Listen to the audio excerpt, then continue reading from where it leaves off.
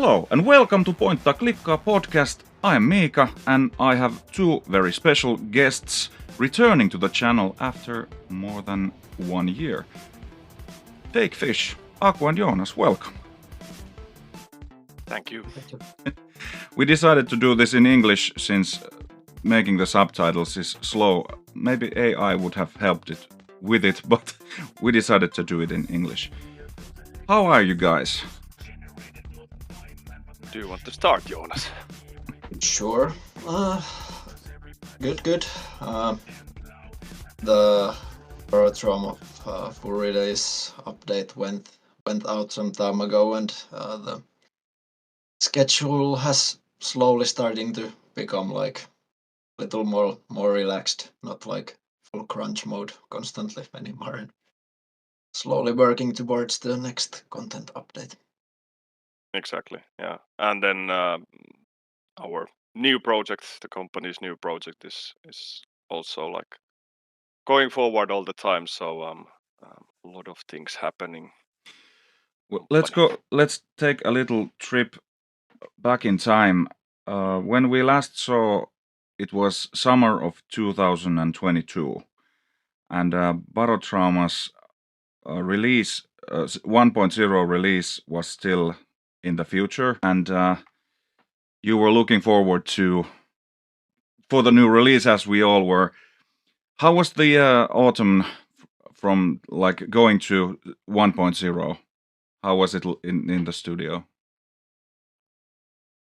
A lot of planning, I guess, and sort of trying to figure out the right release window. Lots of discussions with the publisher, but and then I guess kind of like trying to figure out what to include to the 1.0 update and what kind of stuff we want to left for later that. Yeah, it was pretty hectic, like lots of stuff that we needed to figure out, like as far as like the release goes, and also for like the actual content side, like lots of testing and ironing out bugs and that sort of stuff. Was it when you set out the date? What was it like, close, or did it roll out without much crunching in the early 2023? Remember, Aku, did we? How early did we set that release date? I guess it was like kind of hadn't fully been set in stone until pretty close to the release. I think, yeah, I mean, like, I think the exact date was like probably announced in early 2023, but Yeah. I guess we got like sort of feature lock build like in the kind of like latter part of the last year. Yeah. And then kind of like after that it was more or less like just like ironing out the bugs and trying to just get like a stable build for the big release. It was like it was for sure like a big thing for us and something to kind of like I guess people were a little bit excited and also really waiting for that. Yeah, I know I was, at least. Our group, the biggest thing was, of course, what happens to the mods, and everything broke down for a moment. But it tells something about the structure and the code of the game, that the modders really quickly can like adapt to the new versions. Version 1.0 rolled out. Did you have a humongous blowout party at the office? Not at the office, but we had like we rented one club in at Turku and then invited friends and family and fellow developers and Yeah. bunch of people there, and yeah, we had a blast.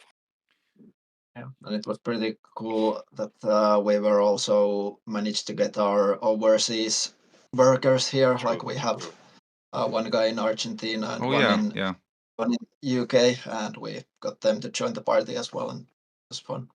Excellent. Okay, version 1.0 rolled out. You had your first official released game.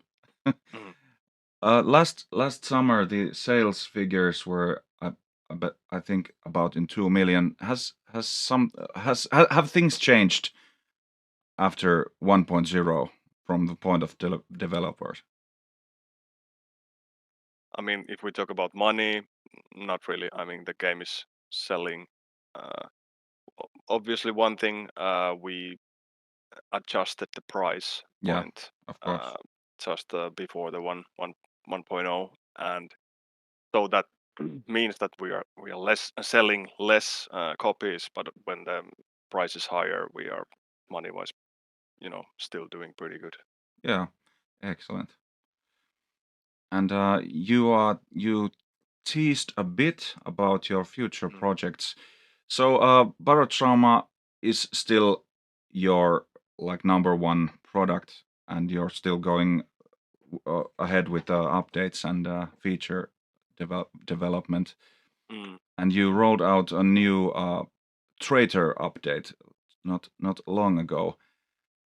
How long have you been? How long have you planned for future development or uh, updates and features for the game? Well, now actually we made like a bit, let's say, longer plan. So now we have a few years Okay. kind of covered, and yeah, there was a lot of well, discussions with publisher as well, but also things that we wanted to do for the game still. That's the funny thing, like when the 1.0 hit, it was obviously like big milestone for us, but still I kind of like felt like not everything has been seen with the game, it's Yeah, there still lots of stuff that we want to improve, and I think like with the 1.0 release, we kind of ran out of time with some things. Like I at least would have wanted to have a bit more of the action content, some more faction events and missions and that yeah. sort of stuff. But I'm hopeful that we can expand on them a bit in future content updates. Mm. And I guess like the 1.0 was also like the moment, like after that, I guess there was a little bit like this type tournament fatigue, Yeah. Yeah. inside the team. Like people have been working on many years with the project, and we had already like the new project going forward simultaneously. So I think what we did, we swapped or changed like some people to the new project to get like kind of like reset Yeah. the mindset a bit. So then we carried on with a slightly smaller team with Barotrauma, and I guess like let's say the first half of this year was kind of like a little bit adjusting our speed and everything in the development, like more or less just fixing the bugs and doing like the small quality of life changes and stuff like that.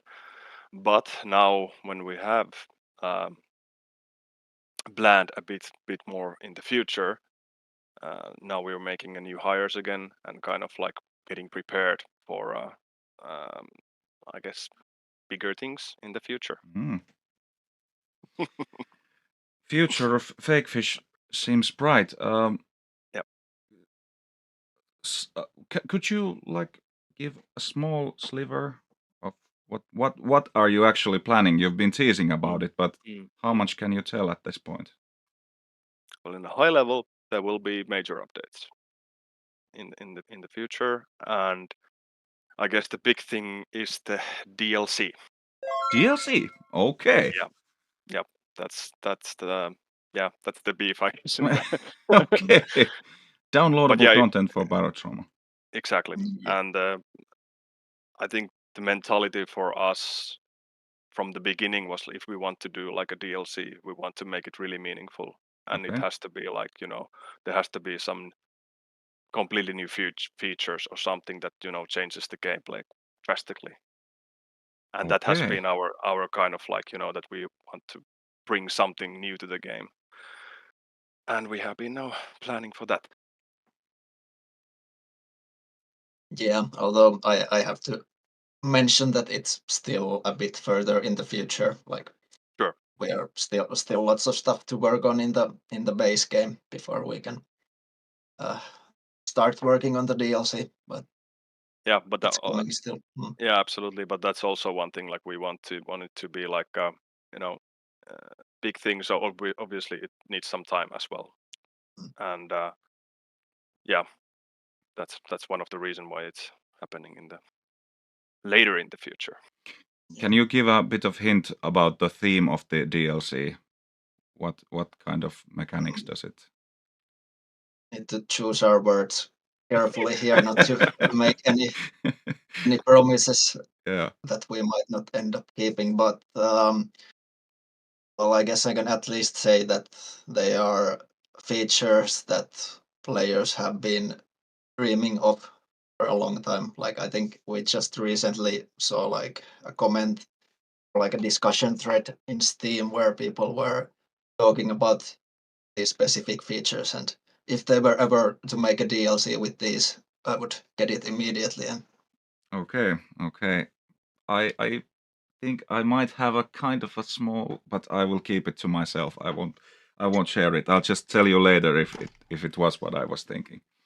Okay, so things are looking bright for Barotrauma. How has the community been? You told that you've been reading the Steam pages. How have they been taking the new version? Or the latest version and 1.0? overall, the response to both of those has been really positive. People seem to like the new faction content and all the new stuff in the 1.0 release, and same with the traitor update. I think the traitor overhaul seemed to be like a big thing that many players were looking forward to, and I think it's really added a lot to the game. I Yeah. like. Yeah. I think the major thing there was also that now it's sort of tailored to work within the campaign. Yeah. Yeah, that was like, I wasn't expecting that, and I asked our game group that is the game difficult enough for us. So we decided that in the next campaign we might try the traitor mechanics in the campaign also. And you can also, if you want to, you can just turn it on for a couple of rounds and give it a try. You don't have to like go full traitor campaign. I might do that without telling anyone. But that was for sure, like from the design perspective, it was like a sort of a challenge. Like how do you kind of like integrate that type of feature in the longer campaign game mode? Like how do you do that? But I think eventually we did pretty fine. Do you play Yeah. Barotrauma like you've been developing it for a few years? Joonas, at least I think last time you told that you don't have much time to play games at all. But do you like play Barotrauma other than the development or testing? Well, to be honest, pretty rarely. Yeah. Like actually play it, but like usually it's testing stuff and maybe playing through one mission or that kind of stuff. But we did have some playtest sessions when we were testing the traitor features and with the development team, and I think that was really fun. Like kind of at this point, I've kind of it's really hard to enjoy the game because Yeah. you like don't see the game, like you Yeah. just It's like think in of the Matrix. yeah, exactly. But like the traitor feature that kind of like introduced this whole new element sort of to the gameplay, and I think everyone in the team found those test sessions really fun. Mm-hmm. Yeah, I used to play like with two friends. We started a campaign in some point, I think early this year or something. And yeah, to be honest, I haven't played like the game for a very very long time, and it actually felt like a game. Yeah, it really does feel like a game. Our group, we played without the mods in the beginning, and then we just wanted, we have some masochistic tendencies, and we added like uh, neurotrauma mod, which adds the medical stuff. Have you been planning on, like, when you made the medical system, for instance, how did you like? Were you planning on a deeper system or a lighter system? How did you come up with, like, where do you stop with the gaming mechanics? Like, Yeah, I think we wanted to make it somewhat deep, but not like anywhere near the complexity of neurotrauma. yeah, Like that's kind of game where you need to, or a kind of mod where you need to have read the like Wikipedia or wiki page out. tutorials. Yeah, Yeah, yeah, yeah. But yeah, I guess we wanted to make something that has depth and complexity to it, but it's still like easy to approach.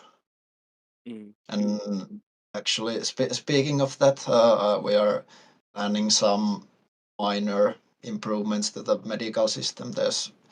I feel like there's some problems with it at the moment, like morphine curing everything, and like there's some depth and complexity to the systems, but most of the time you really don't need to care about any of that. Just grab some morphine and bandages, and you're all good. yeah. We added like, have you experimented with like food and or drink or like survival elements like that in the base game? I That has been talked about yeah a yeah bunch of times. Yeah, I think at one point we sort of considered adding some kind of like hunger mechanics to the game, but mm, I think at that point the consensus was that it like felt like a bit more a bit too much micromanagement Yeah, in our opinion. I can realize that our group is, as I said, we are not healthy, or are we are not operating on a normal human level. So we wanted the game to be very complex. But I or think yeah. you might actually like master the game enough to kind of like add more complexity with the it mods. we've been playing for more than 3 years, almost weekly. So it's too. The modding is excellent way to keep it fresh, since we constantly we remove mods and add new ones, and that might be a big issue for the stability of the game, because it's like a tradition. When we enter a new outpost, the game always crashes for everyone else but the server, and I haven't heard that kind of critique from the vanilla game. So because we have Yeah. 20 mods or something like that. Mm. What is your favorite mod? Well, I love neurotrauma, and we also Mm. added the food, the needs mod, and hungry Europans, and the husk mod. I Mm. personally don't like husk mod that much, because almost everything is husk now, so it kind of Mm. Mm. Mm. brings the focus. And but I like the quality of life mods that you have added, lots of those, like the automatic alphabetization, or automatic sorting of the cabinets, that sort of things, and combinable ammo boxes, and stuff that makes it more quicker, and like, Little bit easier. yeah, little like polishing the edges, and of course Mm. Mm. the overhauls. And I love it about this game, because it's like the perfect vessel for vessel submarine vessel, yeah, for you can like, the base game in itself is excellent, and you can tune it to almost any kind of group, and you can Mm. have the most we've had is like, maybe, I think, more than 16 people, but normally we have like 8 to 10, and Yeah. basically it works with any sort of group, and any sized group. Hmm. And actually, the mods are kind of like interesting thing because it is a huge thing in the game. And for us, when we plan a new content, we also kind of like need to keep in mind like type of mods are there? Like, do we Yeah. if we want to do like some new features, do we want them to compete with the mods? Yeah. Probably not, Yeah. because it can be easily like the modders have done it so well that for us as a developers, it doesn't make sense to kind of like even try to recreate the feature and add it to the vanilla. Yeah. Because I've all found a mod for almost everything. The latest one we added was a Russian roulette revolver with a mechanic that when you push it, it rolls the chamber and Nice. 1 out of 6 times. And of course, we usually end our session with some lucky person using it. And yeah, it's an excellent game for a long campaign.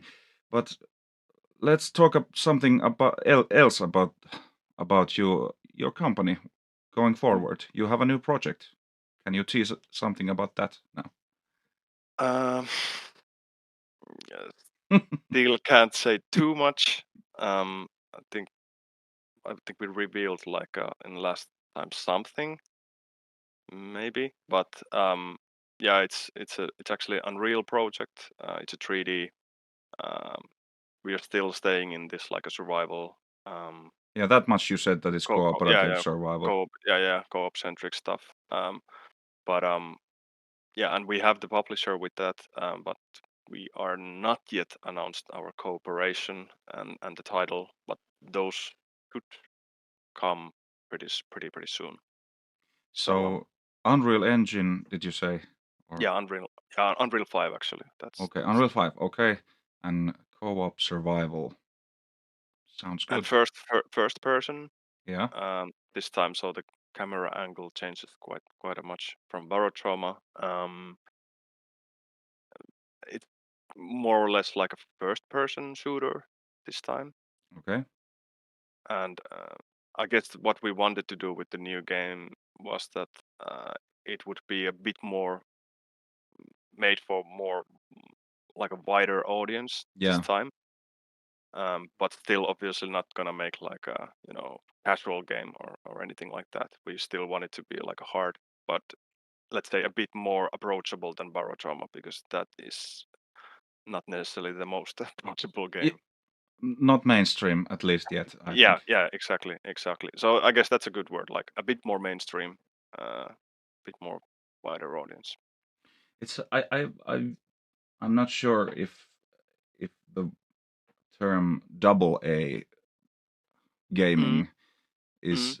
I feel it's made a bit of a comeback, like the new RoboCop game, for yeah. instance.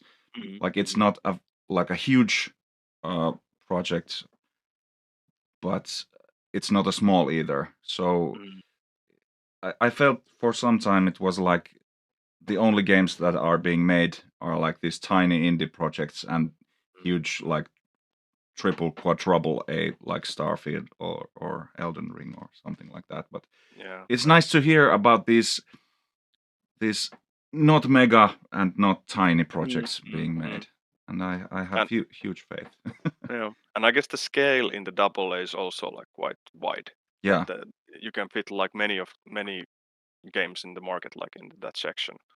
Like triple A is pretty easy. Like it's when the game costs like I don't know 40 plus yeah, 45 bucks, then it's a triple A game and it's a big yeah, game. yeah, There's usually big name behind it. yeah, But then I guess like that.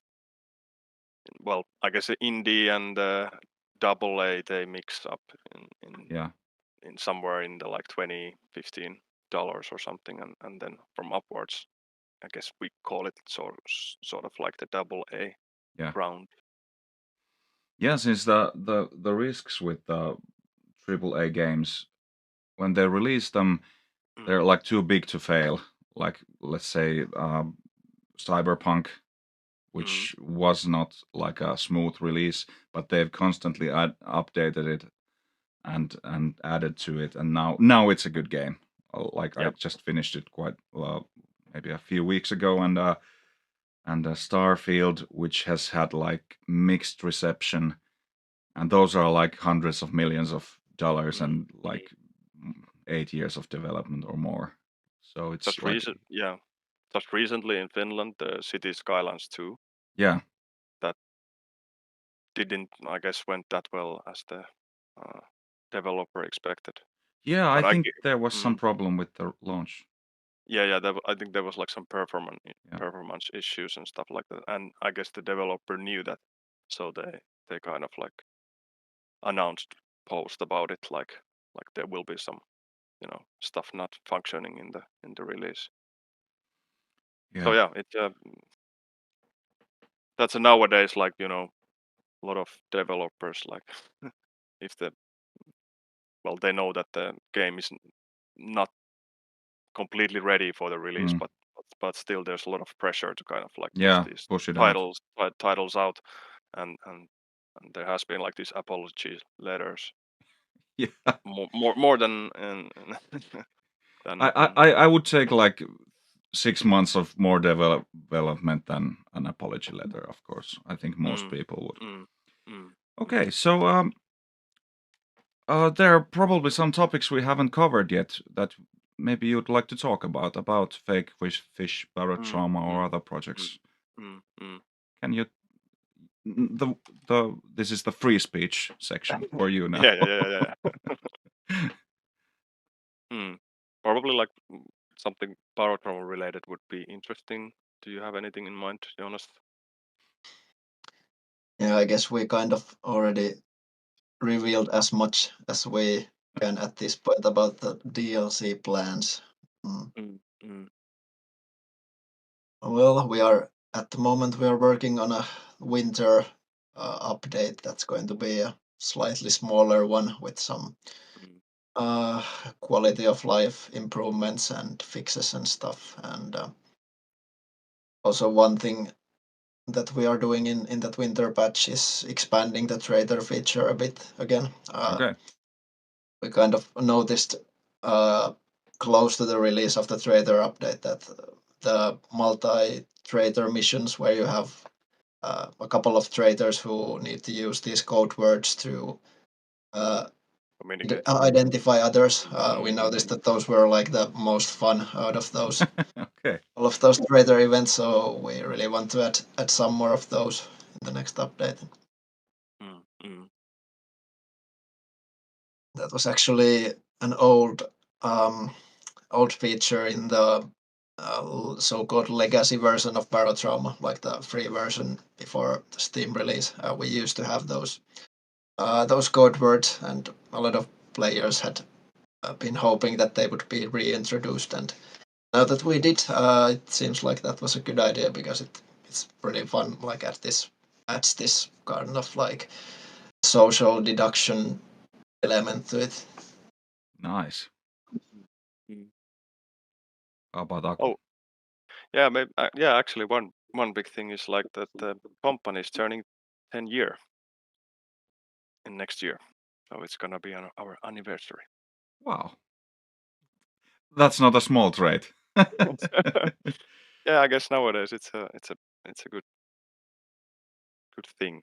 Yeah, Yeah, for an indie game studio, that's like a really, a, really long time. small Mm. eternity. Mm. Yeah, and to be honest, I'm really proud that we don't have any external investors in the company, like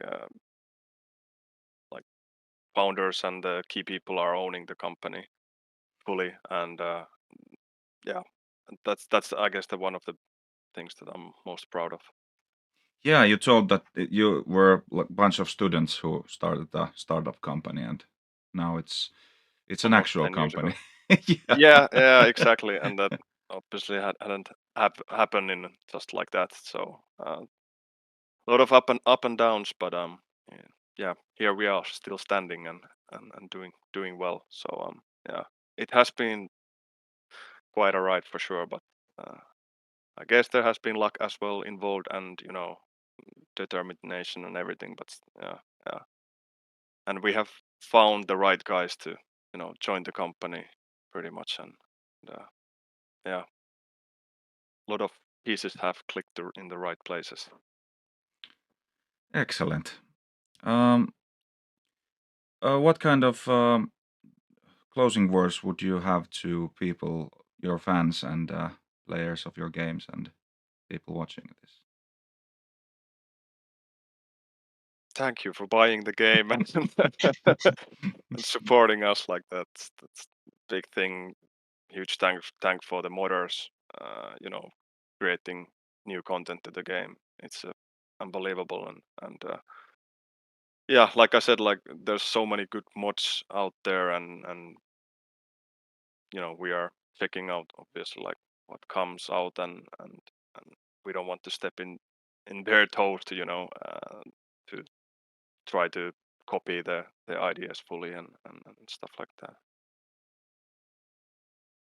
Yeah, I guess I said this probably in the previous interview as well, but like the community has been like a really big part in this journey that Barotrauma has gone through, and like players have sort of helped shape the game into what it is now, and it wouldn't be as good as it is without like the community support and all the feedback and everything we get from the community.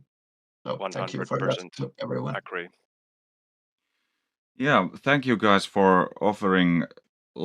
I recently checked it. Barotrauma is the most played game in my Steam library. So thank you. A personal thank you from myself, and my crew mates also wanted to share their thanks to you also. Aku and Joonas, how do you entertain yourself right now? What kind of games or movies or books are you spending your time on? I actually got an Xbox recently and tried the Starfield game. Honestly, I wasn't too impressed. I'm not completely hooked yet, but I think I'll give it a chance still. It takes a while to get into it. At least for me, it did. Yeah. I think last time I said that I was playing Grounded. Yeah. And we finished that. And now I'm playing the V Rising, the Vampire game. Yeah. Yeah, the vampire co-op stuff, and yeah, that's now on my plate. Let's see what's after that. Yeah. Probably some co-op stuff, but yeah, I've like noticed that you have a preference to cooperative gameplay. absolutely, yeah. I don't play single player games, even though would probably be a really good ones.